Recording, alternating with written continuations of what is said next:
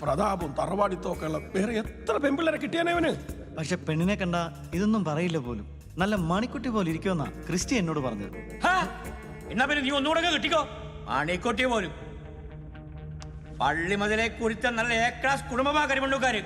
150 acre റബ്ബറും ചെറുക്കനെയും കൂടെ ഡൽഹിയിലെ കണ്ടവന്മാരുടെ കൂടെ ഓരോ ഹോട്ടലിലും കയറി ചുറ്റി നടക്കണ സിസ്മക്കാരത്തേക്ക് പിടിച്ചു കൊടുക്കാനൊക്കെ കയറാ. നാളത്തേക്ക് ഡൽഹിക്കുള്ള 3 ടിക്കറ്റ് ബുക്ക് ചെയ്തോ ഇപ്പൊ തന്നെ. പേടിച്ച പിടിയാലേ അവനെ കെട്ടിയെടുത്തോണ്ടെങ്കിൽ പോരാം. പിന്നെ നമ്മുടെ മാത്തച്ഛനുണ്ടല്ലോ അവിടെ, എളിഞ്ഞിരിക്കുമല്ലോ MP ആയിട്ട്. അയാളെ ഒന്ന് കണ്ടേക്കാം.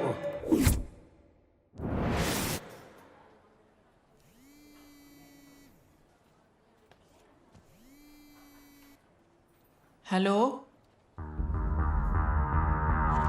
ഹലോ